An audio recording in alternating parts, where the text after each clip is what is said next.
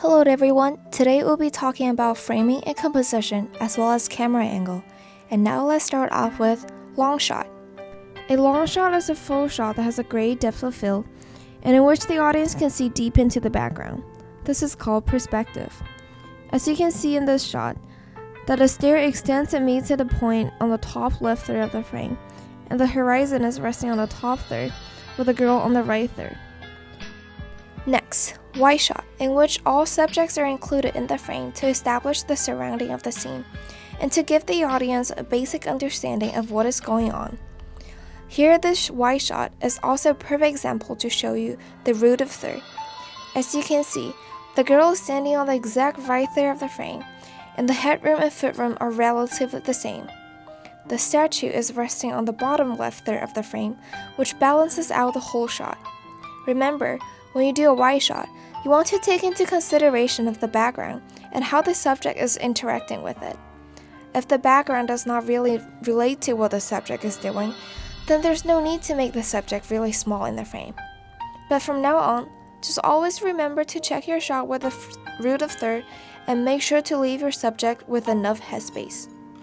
Medium wide shot, also known as the American shot, because back in the days when cowboys were still running around in the West, filmmakers want to show their guns on the hip, so they decided to crop the subjects between their knees and their hips.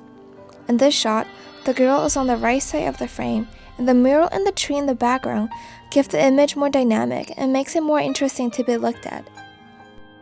Medium shot.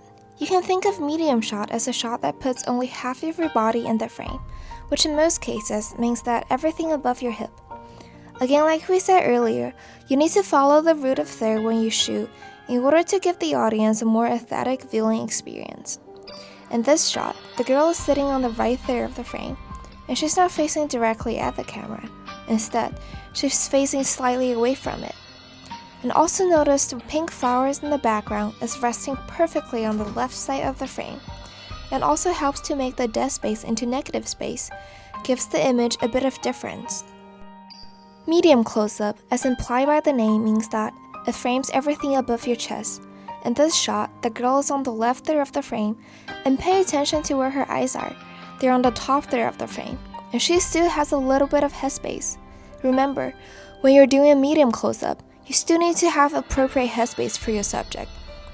And you see how the girl is looking toward the right in this shot, and how there's a lot of space between her nose and the right edge of the frame?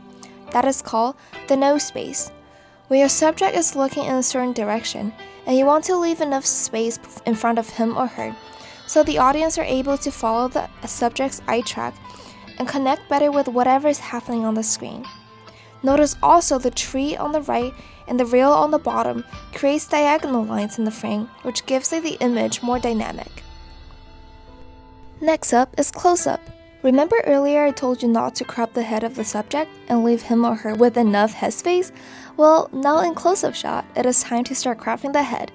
You might not be able to see this so clearly since our girl is wearing sunglasses.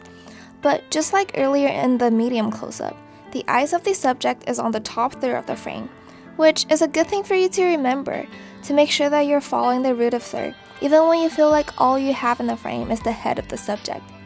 Also notice that in the background, there's the pole on the right side of the frame, which balances out the image and functions well as filling in the dead space in the back. And now that we're talking about the background, pay attention to how the background is kind of blurry and fuzzy, and only the subject in the front is clear. That is called a shallow depth of field. A shallow depth of field means that you're only focusing on what is happening in the foreground, which gives the audience clear direction that the thing which is in focus is most important, and their eyes will automatically be drawn to that. With extreme close-up, we're not only cropping the head, but we start to crop the face as well. Same rule that applied to all previous shots also apply here. So pay attention to how her eyes are still on the top third of the frame, as well as how fuzzy and blurry the background is. Because now we're getting so close to her face, the background does not matter so much anymore, and it makes sense to have a very shallow depth of field for the audience to better focus on the subject in the front. Now let's move on to camera angle. First up is eye level.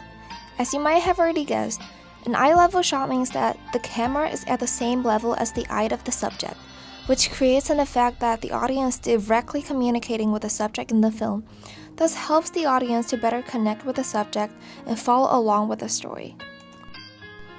Low angle. Low angle shot simply means that the camera is shooting at a lower level relative to the eye level of the subject. In films, people usually use a low angle to establish the power of the subject, as if he or she is overpowering the audience and the other characters whom he or she is confronting. A high angle shot, reverse of the low angle, means that the camera is shooting from above the head of the subjects. In films, this technique is usually used to put the subject in an inferior or powerless position, or to reveal the nervous and anxious state of mind, or it can be used to simply reveal more surrounding in the scene from above. A bird's eye view is simply an extreme high angle, and as you can see in the shot that the camera is almost directly above the subject's head. A bird's eye view serves the same purpose as a high angle shot, presents the subject in an inferior manner, and typically is used to reveal fear and anxiety in films. This will conclude our tutorial for today that covers composition and framing as well as camera angle. I hope you guys all learned a lot about it, and thank you for watching. Have a nice day.